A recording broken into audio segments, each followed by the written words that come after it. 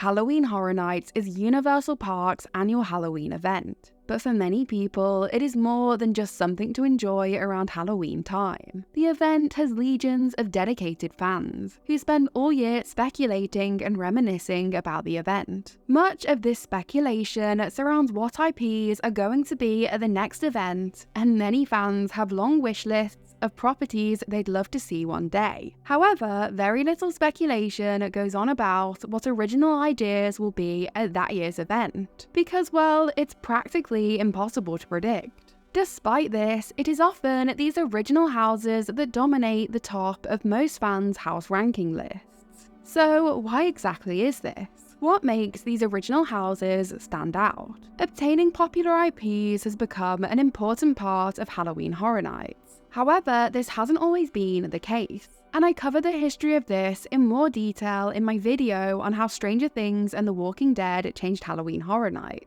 Nevertheless, largely since 2012's introduction of The Walking Dead, obtaining the current hot horror properties or a good range of classics has become a large focus of Halloween Horror Nights. Throughout the years, Halloween Horror Nights has proven itself to be pretty successful with obtaining IPs. Practically nothing feels like too much of an ask anymore. There may be some that don't seem likely right now, but it's starting to feel like a case of never say never. Therefore, it's no surprise that we fans get excited at the thought of what might come. However, this year, the selection of IPs at Halloween Horror Nights Orlando has been declared as pretty weak by most. Aside from the pretty much expected Universal Monsters house, there is A Quiet Place, Ghostbusters Frozen Empire, and Insidious.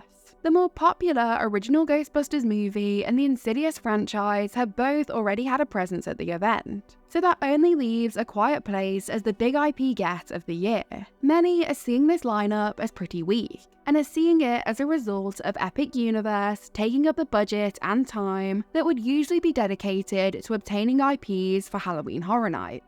But maybe Universal has simply caught on to the fact that even with all the effort and excitement surrounding IPs, year on year most fans' house rankings typically reflect the belief that non-IP houses are better. On the surface, this may seem like quite a shocking fact. Surely the houses that let us step inside the world of our favourite horror stories would win out.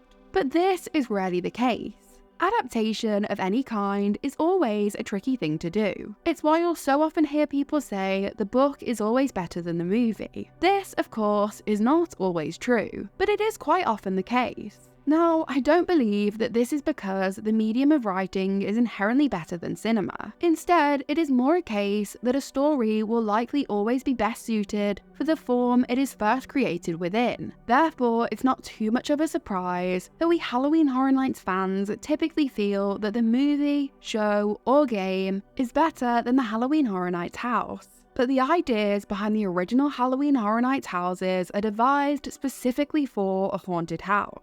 There is no problem of adaptation. Instead, the creative team can run free, devising a story that allows for the perfect facade, terrifying scare actors, and iconic scenes. In contrast, when working with a popular IP, there are obviously lots of restrictions. It may be cool in theory to be immersed in the world of that IP, but sometimes immersion and scares can be sacrificed for this. The creative team may feel that they have to, or quite literally be contractually obliged, to include certain scenes and locations from the source material that may not actually work that well within a haunted house. It might be exciting to hear a familiar theme song or see a familiar sight, but this familiarity is also an issue. With the IP houses, we don't exclusively associate these experiences with the event of Halloween Horror Nights. Instead, if already familiar with the IP, we have a bunch of memories that predate the event. This may enrich the experience in some ways, perhaps creating a feeling of nostalgia. However, it does also mean that something familiar now has to compete with something wholly new. With the original houses, everything is a surprise, and everything is experienced within the event. Plus, original houses are typically linked in with the wider lore of Halloween Horror Nights. For dedicated fans of the event, there is so much to know and learn. With 33 years under its belt, the event has more than built up its own world, from event icons to entire locations. Halloween Horror Nights is a complex IP in its own right. Fans of the event are pretty much guaranteed to be into all this, whereas they might not be so keen on all of the outside IPs present that year.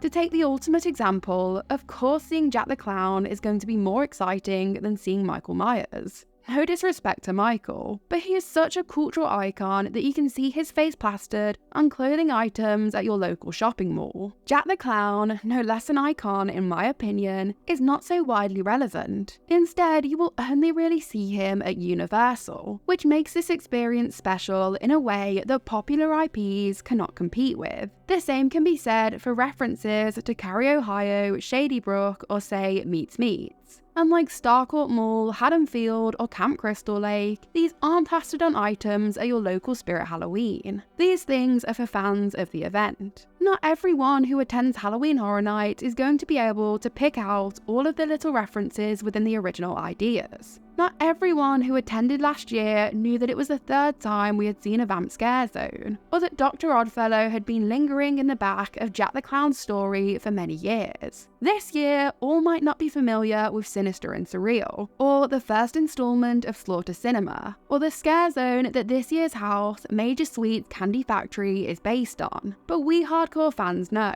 and it's always something to get excited about. It's like watching a film and being the only one to pick up on all the little references, because you're the only one nerdy enough to have the prior knowledge to understand. It's nice to feel rewarded for your nerdiness, even if that nerdiness only comes into use every Halloween season. The general member of the public may not be able to experience this recognition with the original ideas, but many can with the IPs. Not only do IP houses bring in guests who might not already be a fan of the event, but they also help to sell merchandise. Beyond just a commemorative t-shirt, if you're not a huge Halloween Horror Nights fan, the event-specific merch is likely not as appealing as something which both commemorates the event and an IP you're already a fan of. I mean, just look at the lines of Stranger Things and Chucky merchandise we've seen. Universal clearly know that big IPs like this shift merchandise. Although thankfully, they don't leave those of us who want obscure merchandise in the shadows, like some do. Yeah, I'm looking at you, Disney. In fact, this brings me on to another point.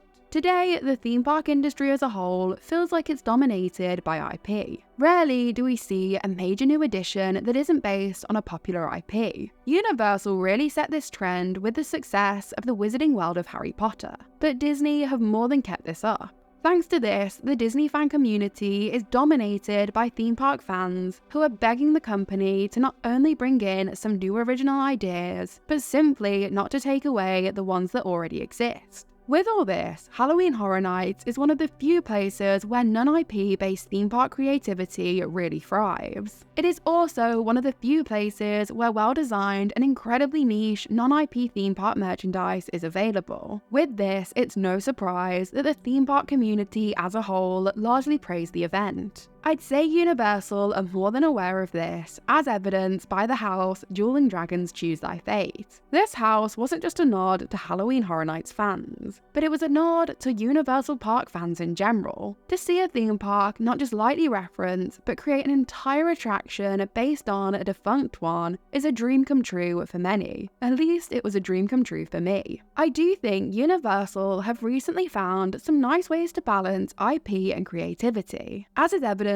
by two things. Firstly, the way they have been utilising the Universal monsters over the past few years. The Universal monsters are incredibly important to Universal's history as a film studio, the history of horror cinema, and the history of Halloween Horror Nights itself. Therefore, it has long been a belief of many Halloween Horror Nights fans that they should always have a presence at the event. This has thankfully been the case since 2019, but instead of just picking a single Universal monster, Universal are using these characters to create new stories. Not only does this make for a house that feels like an original but features an IP, it is also a nice reference to these monsters' history with the Monster Rally films that used to place these iconic characters together on the big screen. This therefore allows for creative freedom whilst also featuring recognisable and merchandise-worthy characters. Universal also showcased similar creativity with last year's Chucky house, which had an original story that revolved around Chucky hijacking his own haunted house.